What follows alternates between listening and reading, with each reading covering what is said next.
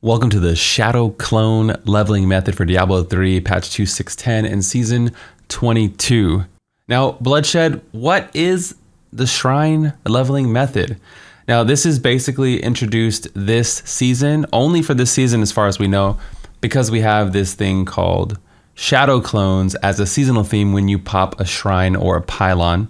As you can see, we have a shrine out here in the open world. When I click it, I get this shadow clone that spawns and just lays waste to everything. Just destroys basically anything all the way up until like GR 120 or so. Everything gets basically destroyed. What they did was, on the last PTR patch, they increased the base damage of the clones. So now you can use it right away at level 1. Before, you had to have a legendary equipped for them to do any damage. Now, they're still scaled off legendaries, but their base damage is high enough to where you can jump on T6 at level 1 and get to shrine farming right away. They last a minute, by the way, too, in case you're curious. So you can see it's just been on the screen here, just waiting, chomping at the bits to fight something. I did have an issue around levels 13 to 16 on one character because I was completely naked, just letting the clones kill everything. So just make sure you equip gear. You might have to craft something or buy vendor jewelry, which you'll have plenty of money if you save your challenge drift cash for the season, right? So just craft a few ghetto pieces of gear or whatever and you should be totally fine. I was like naked at the time just to check the base damage, and I had to drop it to T3 for a few levels, but eventually I went back up to T6 and just continued my leveling process. I tested this on multiple characters live on stream today, and with one legendary I leveled all the way to max level and had no damage issues. So don't believe the rumors. We tested it on multiple classes and it works great. I'm sure you guys are going to have lots of questions, and we're going to jump into a Q&A for questions that I believe you guys want answered. But first, if you could do me a favor and hit that like button, as a lot of time and energy goes into the videos. I'm going to have full timestamps and chapters down below so you can skip ahead at any part in the video. Even going to have a shrine location guide for you guys. Yeah, blood. I get it. But just how fast is this new leveling method? I would say it's not the fastest leveling method. For solo and in group play, I was hitting level 70 in about 1.5 to 2.5 hours. Now this greatly depends on your efficiency. How fast can you throw a build together? What's your downtime in town? How fast are you at crafting, running to the cube? You know, how much you don't die would greatly depend. If you die, you lose your shadow clone. So you want to stay alive to maximize that. You know, some people might be able to maximize a T6 shadow clone without dying more effectively than somebody that maybe doesn't die at all, right? So you can see the difference there. There's a lot of variables at play, but I was saying like 1.5 to 2.5 hours with groups and solo. Just one more time, Mr. Shed. What actually affects clone damage? Now, I've gotten all kinds of formulas from top tier players, and people have said they've data mined this and that. From what I can tell is the number of legendaries you have equipped affects shadow clones, and sheet damage does seem to affect it as well. So sheet and number of legendaries, and their base is high enough than it used to be, so you'll notice a huge jump early game. Next question up here, I have a little tab so I don't forget. Is this hardcore viable? Okay, so I get this question a lot today on stream because I did die a lot, right? You could imagine me playing T6, popping shrines, trying to survive bugs and spearmen is kind of tough.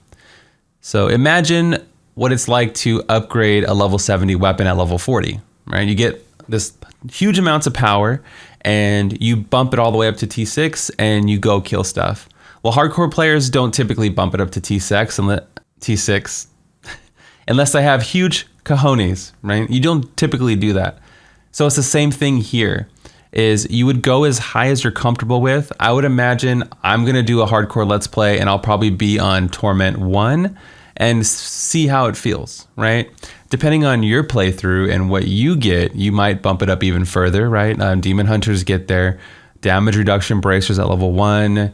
You might get Dainty's Binding on Necromancer early on, and you might get Bandit Might on Barbarian. You catch my drift. So on your playthrough, you might get a lot of survivability, and that might prompt you to bump it up.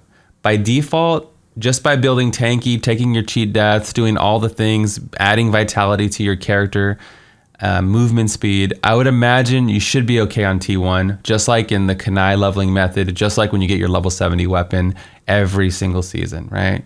You can bump it up and you can take advantage of it, but definitely not as much as softcore players as they're pansies. I'm just kidding. The next question I would imagine I would have is, what's the difference if you're doing it solo or if you're doing it in a group? You said the time was about the same, and it's a new leveling method, so it's really hard to lock down a time. And on the PTR, we have a 300% increased XP buff, so it's really hard to analyze that as a pinpoint it effectively. For solo players, you get massacre bonuses. So as the clone's killing everything, you're doing your best to try to tag all the mobs around you. That way you can build up this massacre chain and then get bigger boosts of XP. So the most effective leveling would be to do massacres solo or to be in a group and you get your strength and numbers buff. The only problem is, as a solo player, when you die, you lose your clone like we talked about. So that just kills your efficiency right there. Then you would, if you're on hardcore, you're dead. If you're on softcore, you just, spawn back, do the next run and so forth. Super viable playing solo. I did a couple playthroughs solo and it was enjoyable. I had fun and all that. And we're going to talk about gearing later on. For group plays, it's a little more interesting. So you have 4 players and you get 4 clones and it's more chaos, but you almost have more coverage. Not only do you have more friends, right, to give you buffs and stuff, you have 4 badass clones spread out, destroying everything. Some of them have a lot of AoE and they're just blanking the battlefield, and it's almost safer on T6 because you have so much help. The downside is you don't get a massacre bonus in groups, but the upside is you get a strength in numbers buff where you get more XP per person added to the group, even gold and gold find. You might get more legendaries. Plus, if an item drops in a group on PC, you can trade items between each other. And since it's based on number of legendaries, if Tom only got 1 legendary and Dick got 3 legendaries, Dick can give Tom the goods, so they each have 2. So their clones are both doing equal amounts of damage. The major downside is, which we tested live on stream today, is whoever pops the pylon gets the clone. The damage is tied to the person who clicks the pylon's damage, and if that person's died, then they also lose everybody's clone. It's really weird, but it's almost like the person who clicks it is like the freaking, the host, and then you have all these shadow clones, and then so you have to protect that dude, right? Think about all the ways you can buff him with mantras, shouts. There's a lot of fun synergy you can do to keep that flag bearer alive, the pylon clicker alive. I'm going to bring up my live stream footage just so you can kind of see what's happening. This is my barb clone up here. In this corner, you see this big hulking beast, right? So we just popped it. And as soon as my witch doctor died, he died. So we tested it live on stream. So you can see the doc here. His health bar is kind of covered by all this text right here. But yeah, he's the one who clicked it. And we told him, hey, try to die. And when you die, let's see if the clone dies, right? So we had just clicked the pylon, the shrine, as you can see right here. And, it's hard because when you're leveling, you're getting all your XP back, or your life back on the PTR. So you can just watch his health, and then he's half health, the barb's alive, and he's dead. And then immediately the barb has a heart attack. The 5-point palm technique, and boom, right? So instantly eviscerated. Protect your pylon bearer because their whole funness depends on it. One thing to note, doing the 4-player shrine was so much fun, I was surprised how much fun it was, how effective it was, and synergizing with your group, like who uses what mantra, or I could just think of all the different combos we can make, and protecting the king, whoever's clicking the pylons, and it's pretty interesting, right? Another thing you can do in a group, since there's 4 of you, everyone can make a level 1 crusader and upgrade pole arms. You have a 1 in 3 chance to get a pole arm, a cowstick with crusader. And if you get the cowstick, you can potentially have 4 cowsticks, and you can go from T6 with cow levels. There's 5 shrines and cow levels, like the footage I just showed you. I'm really excited, excuse me, talking about this because it's fun, basically. But yeah, you can get 5 shrines in a cow level, and cow levels have tons of density, gold, items. Hopefully, if you do it, your group gets at least one of them. That'll give you a nice boost. You can immediately set it to T6 and pop it and get a nice level boost early. Cow levels have tons of XP in there and loot, and it's just a great start to the season. Normally, I would not recommend using a cow stick early, but since we have shadow clones carrying the weight for us, it's 100% worth it. Before we get into the next section here, if you guys have any strats of your own, you guys have any positive feedback, put it in the comments below. Somebody might want alternate ideas. They can check the comments and maybe get some fuel for their fire, right? So we're all a community, and I can't fit everything in one video, as it would take 2 weeks to make one video because I'd be thinking of new ideas constantly. So feel free to put them in the comments below, and it'll help tons of people, man. I'll try to read through them and heart any comments, upvote any comments that I see worthy. So I definitely appreciate it. Another question I thought I might get is, Yo Blood, if clones are based on legendaries, wouldn't we go to the campaign mode? Because the first time you kill Leoric, you get a Leoric's crown. Well, I did it live on stream today, as you can see in the footage here. It took me exactly 20 minutes to get to the crown, to get to Leoric, right? And I didn't get lost one time. Some miracle, I'm the #1 person who gets lost. We have a blood lost emote in chat. For some reason, I did not get lost whatsoever. And I found every single pathway, right? I'm sure somebody could still be more optimized. I only minimally killed things. I was only level 6. And in 20 minutes, I got the Leoric's crown. Sorry if I said broken crown. I always get them mixed up. But yeah, the first time you kill the Skeleton King, you get a Leoric's crown, and then boom, now you're set, right? But it didn't seem worth it, because by the 20-minute mark, you should already be close to level 16 anyway. And then, so if you get it's almost like the same. So then if you get the legendary at level 16, well, you're 10 levels higher than where you were doing the campaign mode. But, you know, if you have a 4-man group and one person breaks off and does this, and then you all join their game and kill the Skeleton King together, you know, it won't hurt. Everyone gets another legendary. Their clones get that much stronger. And then you all get gems boosted, right? The Leoric's crown boosts whatever gem is in your helmet. So you can get more XP as a team, and it's shared among the group, or you can get more cooldown to have your defensive abilities up or whatever. So yeah, and there it is, the Leoric's helm. The funny thing is, I got one just by playing through the story. I got one at level 5, but you know, that's besides the point, right?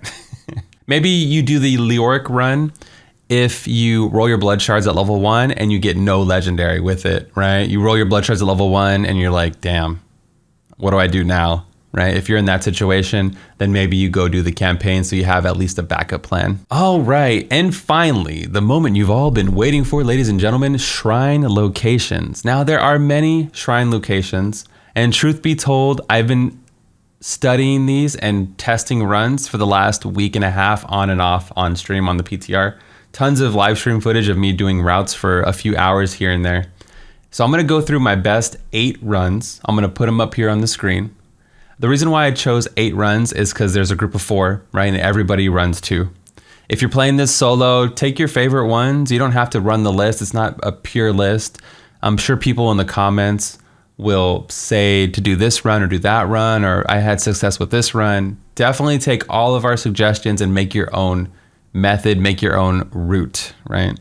So coming up first, we have Act 1, the Southern Highlands. Really easy run. I'm actually here right now, so let's pretend. Ready? Boom, Southern Highlands. A really easy run, as you just check right here for the shrine, and you can see it was right there. I used it in the video today. Very reliable, and it's easy to check, right? So no harm, no foul. The second one is everyone's favorite, Leoric's Manor. You go right here, and what do you know? A shrine with more Shadow Clone Jutsu. Hey, awesome. Number 3, we have the Howling Plateau, which is my personal favorite, as there's shrines all over this dang place. Along the road, on the left side of the road, you can just wander aimlessly throughout this zone and get all types of shrines, okay? I'm gonna run all these, even though this might make the video a little bit long. just so you guys can see, right? So I could kind of like neander off the road a little bit. And if you don't see any shrines, continue across the bridge. There's a lot of shrine locations in this. I actually took the data and I was getting like 2.5 shrines per run. So 2.5 shrines per run. And I don't feel like checking this area, but there's a good chance there's one over here. I would probably just follow the road and head up to this part, and there could be a shrine here. Another thing to note is where there's shrines, there's pools of reflection. So you might have tons of XP pools along the way. So like I talked about efficiency with how fast this is going to take you. It could greatly determine if are you not dying, maximizing your pools, right? So even though softcore players have unlimited deaths, it does kill your efficiency big time, right? So since I love the Howling Plateau, there's another pool. This is where a shrine probably would have been.